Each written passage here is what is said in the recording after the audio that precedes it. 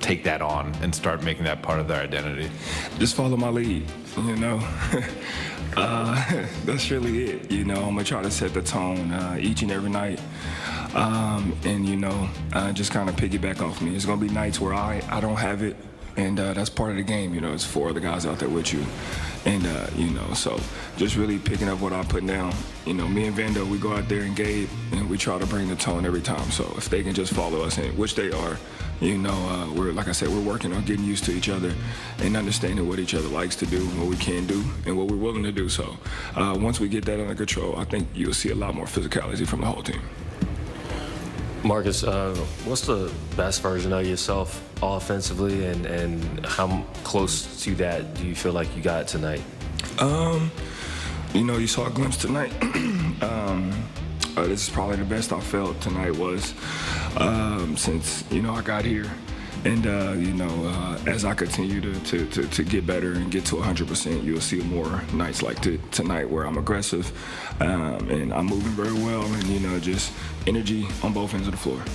And I'm close. Marcus, you know, you played with Vando quite a bit tonight.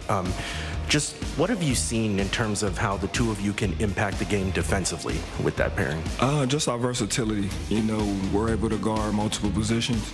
But, you know, having Vando on that court especially, you know, when you get tired or, you know, you might be getting cooked by a guy that night. You know, he just got a hot hand. You know, we have the luxury to say, Marcus, Vando, switch off. And, you know, that's the big key part for us.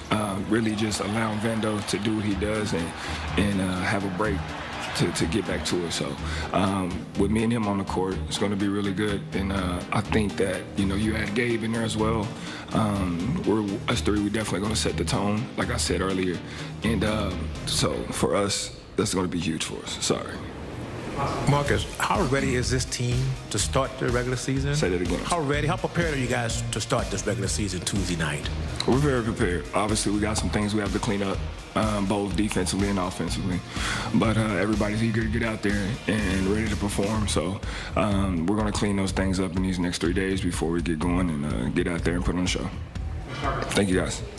Gabe, when did you find out that you're going to be with the starting unit tonight? And you know, JJ was a little coy with us, but he kind of insinuated this will also be the starting group on Tuesday. I found out this morning about tonight. We'll see what happens on Tuesday. But I found out this morning, got some reps with the unit this morning, and, you know, it was fun to be out there. And just what do you bring with those 4 other guys to start off a game? I think I bring what I've been doing since I've been here. You know, just defending, try to defend at a high level, play make when I have opportunities, space the floor while Luka and they are creating themselves, and just try to continue to be a threat. In Las Vegas, you were the leading ball handler, had to rock your hands, still cut up those threes. Today, you're playing with Luka. How do you shift yourself mentally to prepare doing both roles? And how hard is that? I mean, playing with Luka, you always have to have your hands ready, I will say that. So my hands were up a little more, waiting on it. You know, he always tends to find you, but it was slightly different off the ball, just trying to be aggressive. Like I mentioned in Vegas, still trying to look for my shots, but they may look a little different or come a little different being off the ball, but it'll be an adjustment night to night, and we just got to find ways to be effective. Obviously, when you first joined the Lakers, you know, your first season was injury-riddled with the knee. Last season you played, but I know you had a slower start to training camp. Just what has having a full training camp, full summer done for you physically, and how have you seen that yourself benefit from that in preseason? Yeah, I mean, unfortunately, we had an early exit in the playoffs, and we had a long off season, but I did what I could to take advantage of it, preparing my body, working on my game, and, you know, felt good about the start of the year for myself. Gabe, knowing what this team struggled with defensively last year, I know we talked about this just like a week ago in practice. Like, if you're out there defensively, like, is there like assignments that you are gravitating more to? Like, I want to press 94 feet, or, you know, I want to switch. Like, how does that work for you defensively with these guys? I think it just depends on what our overall assignment for the night is. Obviously, game in, game out, I may have an assignment. There may be a certain player I'm tasked to guard, and my help responsibilities may look different. And other nights, I may be helping more and talking more and rotating a lot more. So it just depends. It's a little matchup based. But, you know, we're working relentlessly to just better our defense day in, day out. Hey, Gabe, JJ has praised your even keel approach through both makes and misses. What enables you to keep that mindset? What are some of the things that you do to stay true to that? Yeah, I mean, well, first of all, it's just a lot of work. You put a lot of work in.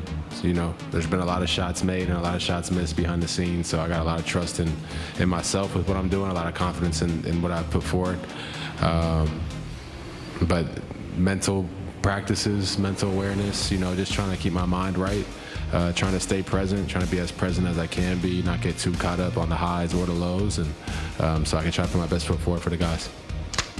I know we're all pretty excited to see the way Gabe Vincent has been playing, especially over the last two. The other night, he didn't have Austin and Luka. Tonight, he's in the starting five alongside of them. Didn't miss a beat. Big game. Very efficient. 5 of 6, 14 points, 4 of 5 from deep. And then the defense. Yeah, I mean, look, we're loaded at the guard position. I mean, as far as Luka handling, Reeves handling, but you can't replace the experience that Gabe has. But this year, you can just see that he's on a mission to not just be a guy on the bench. He wants to be a guy that's productive, someone that JJ can depend on, and he's proven that early on. He can do just about everything. He can shoot, defend, he can pass, but most of all, he has that experience. I don't compare him to Marcus Smart, but they have those qualities as leaders on the floor, especially guys coming off the bench. I think sometimes when you come into a situation like this, especially playing for the Laker brand, you want to be so perfect. And I think that played with him mentally. You think about it, you start off with injuries and you never really was healthy, and then you kind of came back before you wanted to, and now you're out there trying to be perfect for a team that you want to win for so bad. It kind of plays a toll on you mentally and physically. I think now he's washed that all to the side. He says, okay, I'm 100% healthy.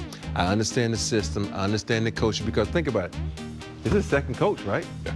In 2 years. Now he's in the system where he can be comfortable. Now he can say, I go out and play my game and show you who the true Gabe Vincent is. And I think that's what we're getting ready to see this season, a true Gabe Vincent that we saw in Miami. It really will be interesting to see if he stays in that starting lineup. 12 points, 9 rebounds for DeAndre Ayton. He's speaking with Mike Trudell. He talked a little bit, it's kind of along those lines about the ball pressure, and that kind of starts in the perimeter. And what's your role there? Are you yelling out, get up to touch? I'm yelling for sure. I mean, my guards are relying on me. All my wings as well. They're relying on some type of call to, just for them to depend on it. And, like I said, it's not only for my teammates to be hearing me, but it's also for the opponents to know that we know y'all concepts. We know what schemes you guys have, and it's intimidating almost, and kind of make them a little hesitant hearing the big call out everything. So, and give our guards more confidence, and at the end of the day, we got Luka. So once we get this stop, we going downhill, bro. You ready to do this for real? I'm ready. Yeah, I'm ready. I'm ready. Super excited. Deandre, you were telling us in Phoenix about how you worked in the screen role with Chris Paul and kind of the subtleties of it and the importance of if teams are trying to take away the role in that mid area.